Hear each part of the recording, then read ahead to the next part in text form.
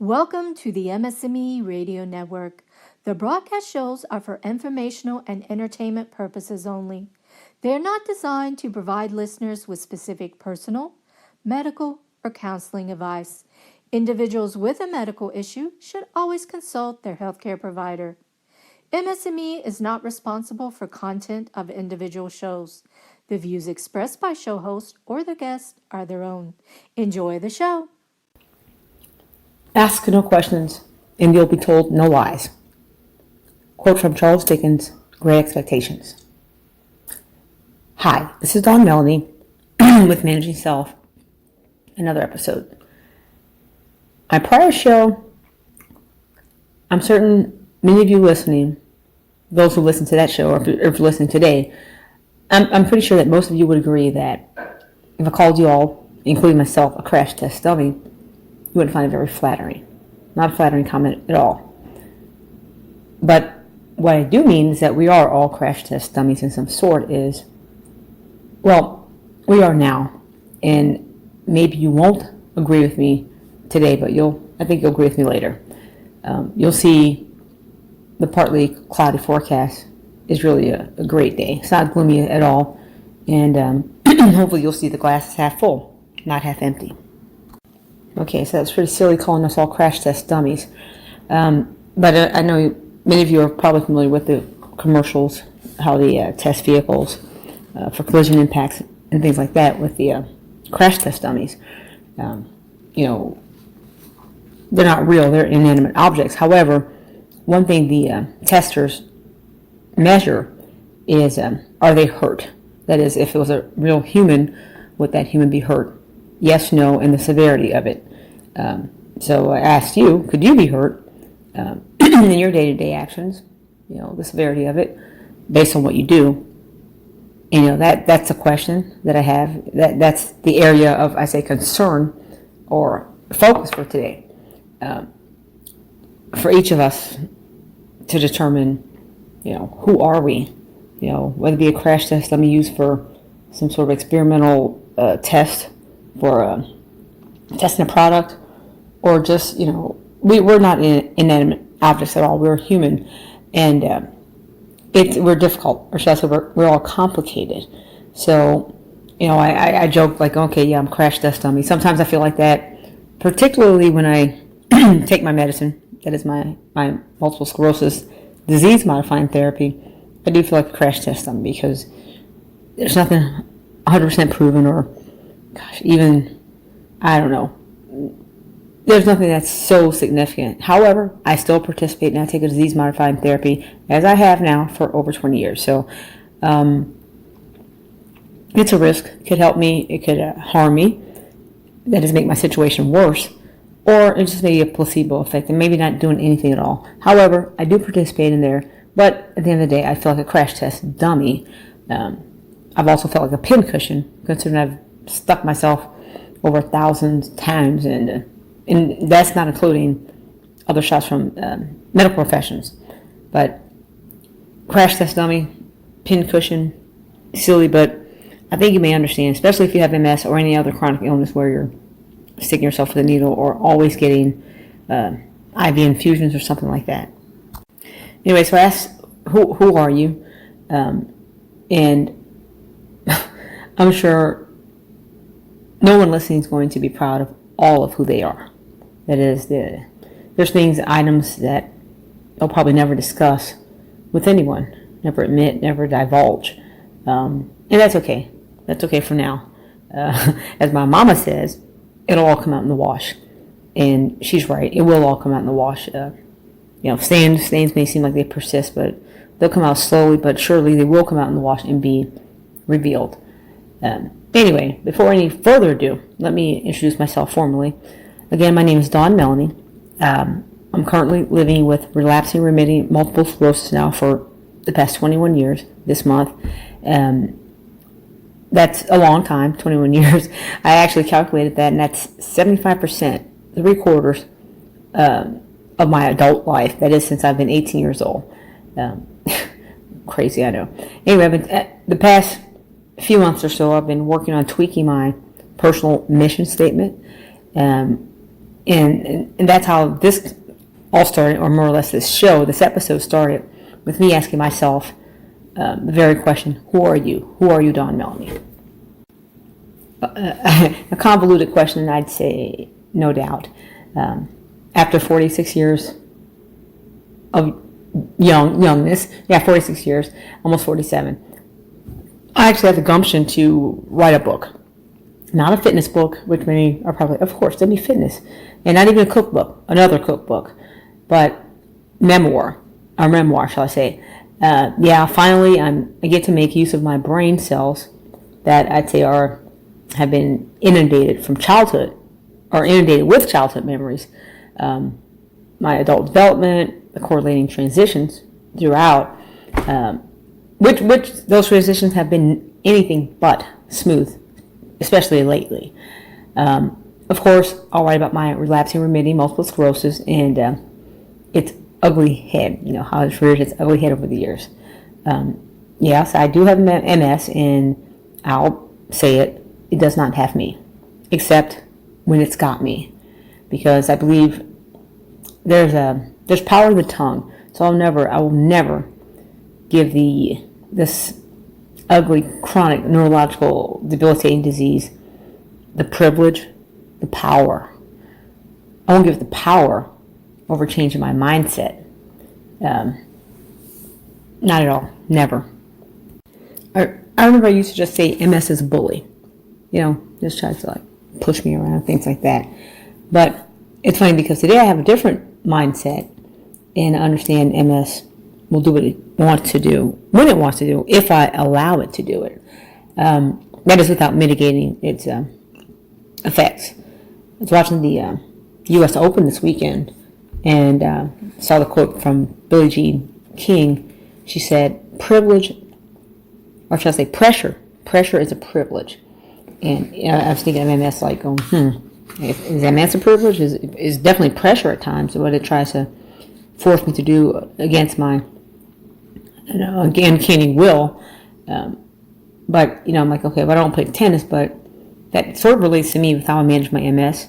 I look at it, it's a privilege. It's a privilege to be alive. Each day I open my eyes, it's a privilege to be alive. Even though it means I have to go to battle with MS every day. It's still a privilege. I understand that's a privilege. I believe what she meant as far as the tennis realm. A championship tennis player.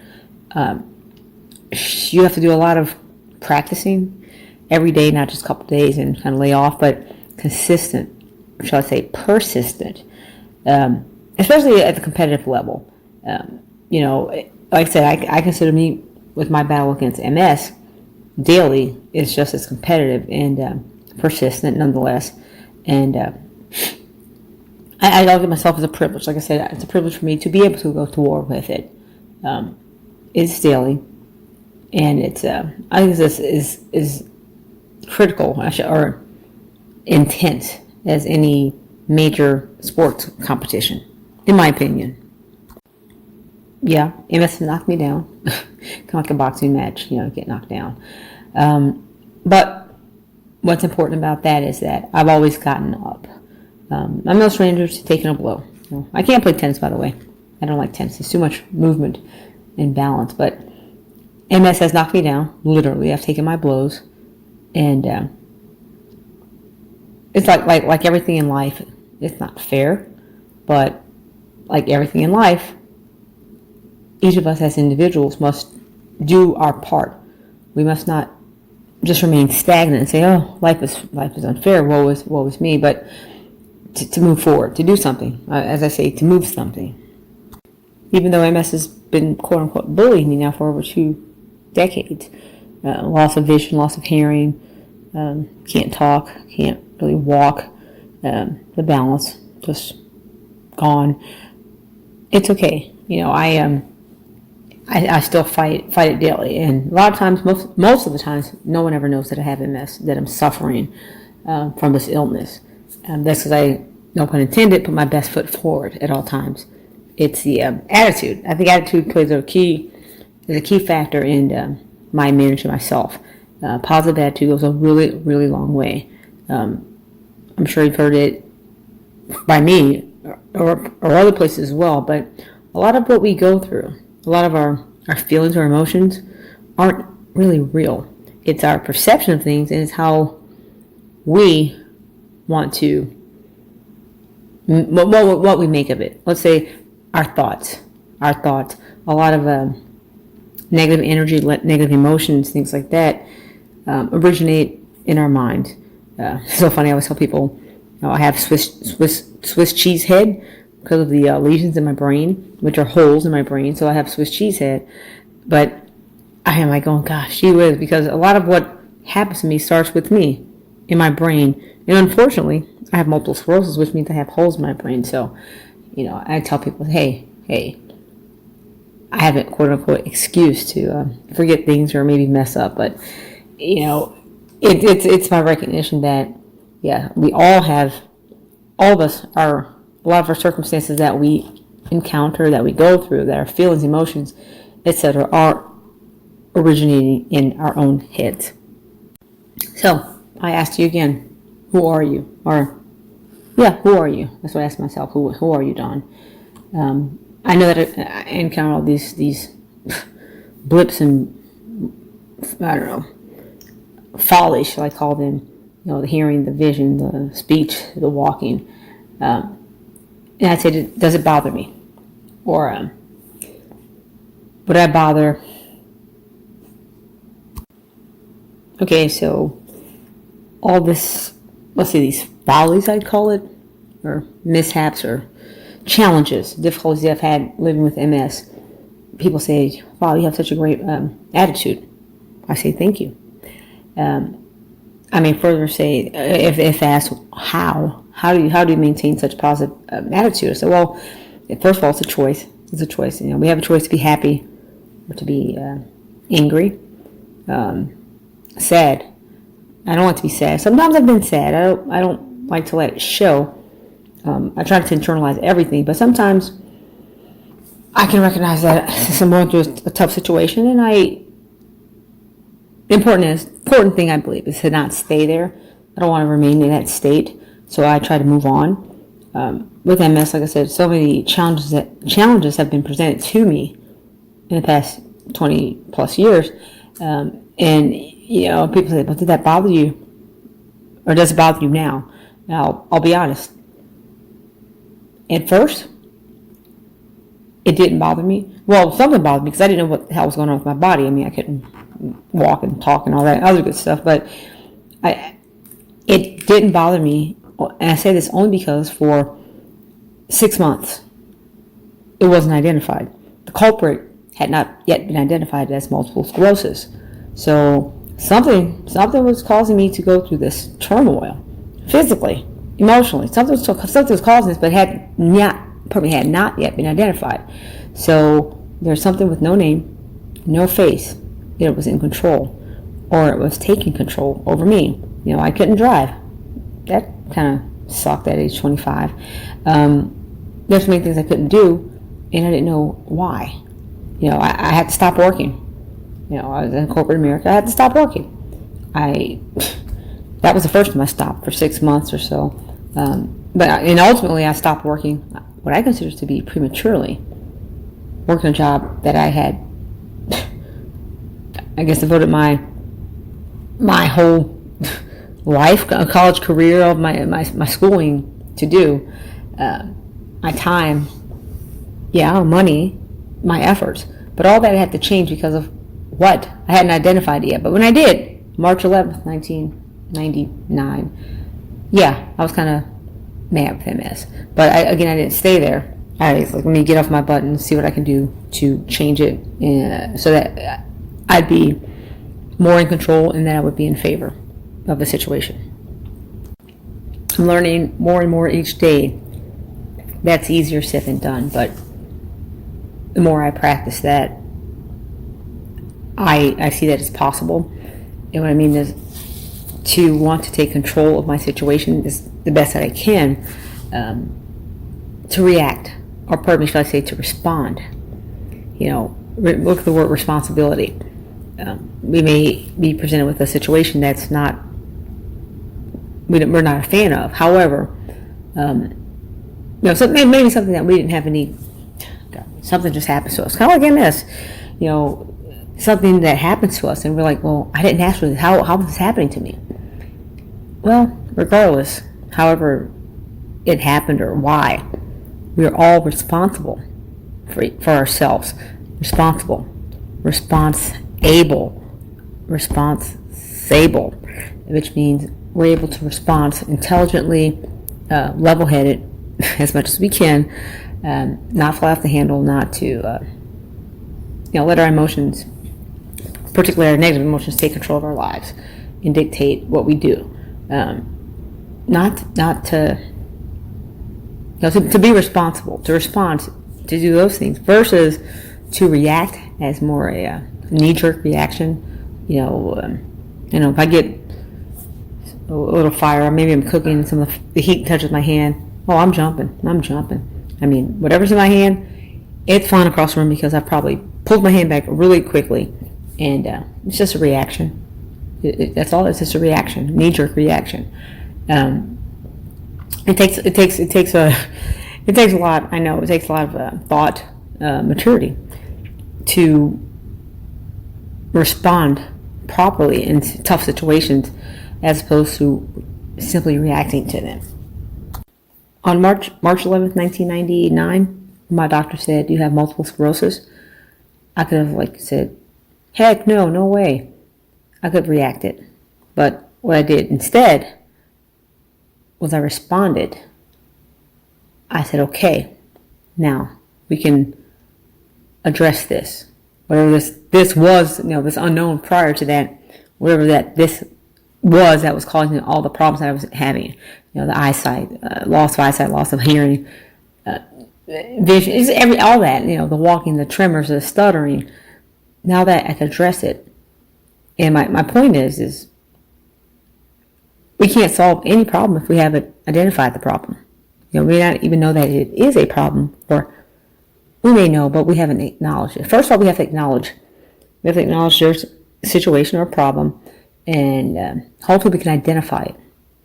Then we can address it. And that's why I was happy on March 11th, 1999. The doctor told me that I had multiple sclerosis. Kind of weird for a 25, 26-year-old, but nonetheless, I was happy because I had identified something that I could address and make my life better, happier. Instead of worrying about what is this and what will it do without any idea. Yeah, MS is still unpredictable, but at least I knew what was going on. What? Some people say, well, that's easy for you. So it wasn't easy for me. But I think that mentality, my mindset, helped me back then, and it still helps me to stay strong and stay positive, positive vibes, dealing with MS every day. Because you know what? I still have MS. I don't take as much I don't take medicine on the same frequency that I did, but nonetheless, I still have MS. I still have the residuals. I still have reminders. It's still there. So I just want to make sure that I respond in a proper way, in a mature way that's going to advance my happiness and mitigate any stress that I have going forward. I may want something, just like, competition. I've done 10 years of bodybuilding competition, all with MS. I may want something, but I know that I can't say that that's me unless I actively do things or don't do things to enhance the likelihood of that occurring. Someone said, what you do in one instance is pretty much how you do things all the time. It's kind of true. People don't like to admit things like that, but it's really true. Simply knowing about an answer is not enough, ever. We have to give an honest effort, a wholehearted effort into making it a reality. Not just today, but making it a character, making it a part of us. An effort. So MS, me managing MS. Yeah, I'd say it was like a sport, right? I consider it to the tennis matches, U.S. Open, Wimbledon, what have you. I have MS every day, and I have to battle MS every day. So I think about MS every day, although I don't want to, but it is on the forefront. In every decision I make in life, I'll be honest, I go, how is this going to affect my MS? Or how is my MS going to affect my decision? So, again, who are you? The question is, what do you do? Or how are you making that a reality? Who do you want to be? I guess, actually, now it makes sense to me now. I guess I say, who are you? Then there's a question of, who do you want to be? For me, I like those two questions, and my ultimate question is, what can I do today, tomorrow, next week, every doggone day? What can I do to close that gap between those two questions? I know it'll probably never be 100% who I want to be and who I am, so that's why I can never stop striving, not just living, but striving for that. My question is more, I guess, how can I close the gap? I believe it was Aristotle said, we are what we repeatedly do. Therefore, excellence is not an act, but instead, excellence is a habit. That's what I want in life. I want excellence. I've always wanted that. I want excellence. I don't just do something, but why do it? Just to do it. I want to do whatever I decide to do. I want to do it well. That's what my existence of who I am, to be pretty darn close to who I want to be. So every day, I have to think about just that. What am I doing? What am I doing today, Dawn? What's on your schedule? What's on your agenda to make that happen? To make that reality? To be closer to who you want to be? What are you doing? What's planned? And then I can look at the end of the day and say, well, okay, how much closer have you gotten to that goal? And it starts with our minds, our mindsets. But think about it. I thought we generally do what we thought about, and if we do it enough times, it becomes a habit. Now, people say, well, I didn't think about that. No offense to anyone listening, but bullshit. You thought about it. There's a, what was that, reason choice? Yeah, reason choice. Who are you? Which fire are you feeding? Which reason of choice or choice reason, what have you? What are you promoting? Which person are you developing? That you're feeding the fuel to, the fire. Our actions.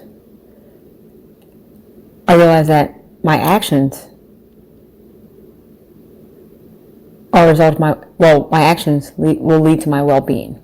If I sit back on my hands and go, oh yeah, I have MS, and yeah, okay, whatever. Knowledge is not power if you don't do anything with it. So me knowing that I had MS and knowing what type it was and how aggressive it was and what course it was taking led me to take actions that I thought was appropriate to mitigate any harm that was coming on in the future.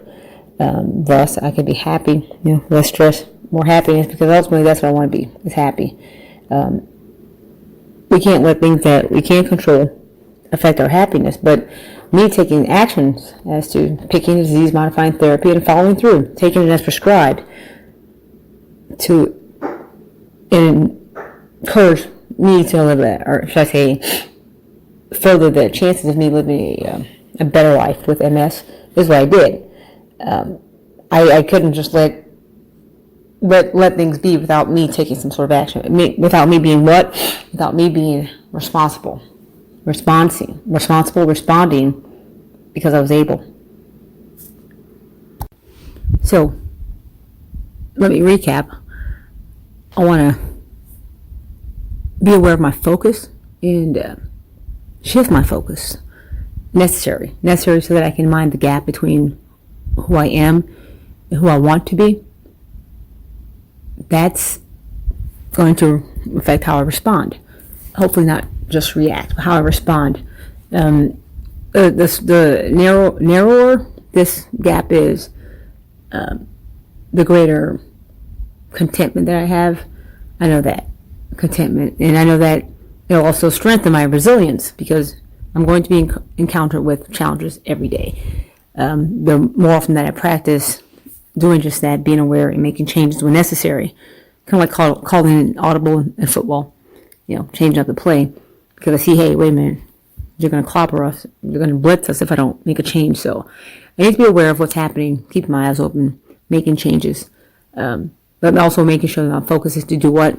To get 10 yards. I don't need to get a touchdown. I just need to get 10 yards so that I can continue on the pace, on the route of a better life journey with my multiple sclerosis.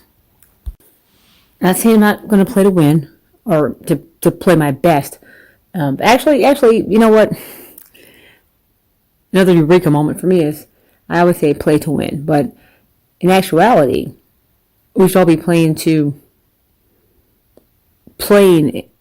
and giving our best effort. What's winning? That's winning. Oftentimes is, well, it's contingent or it's dependent upon something that we can't control. We can't control how another person prepares for a match and things like that. But I know me. You may have known I've competed for 10 years in bodybuilding figure competitions, and I've never left the stage going, I didn't win. Every time I left the stage, I was like, I won. I was a winner because I gave it all my effort and it as best as I could do. So I've never said, oh, I didn't win, or I didn't do well, or I got second place. Even when I did get second place, but I always left the stage feeling I was a winner because I gave it my all, an honest 100% effort. And I try to do that with everything in my life. I try to give 100% effort, and not to say, oh, could have done better. No. Every time I give 100%, and me manage myself with MS, every day, 100%. This has been Dawn Melanie. I thank you for joining me this week for Managing Self, and I hope you join me next week. But in the meantime, I pray that you all have a great week, and you'll take every opportunity that you have to manage yourself so that you'll live the life that you want to live, and who you are will be closer and closer to who you want to be. Don't let any opportunity pass you by. Apply it, take action, move, do something. Don't just think of you developing habits to reinforce something, but also recognize that habits can also be taken to eliminate actions or eliminate those things that we don't want in our lives, that are not welcome as well. So again, we got to be conscious of that every day. Be conscious of that every day. Count our blessings. Move on. Don't get stuck there. Never get stuck. And be appreciative of what we have, what we don't have.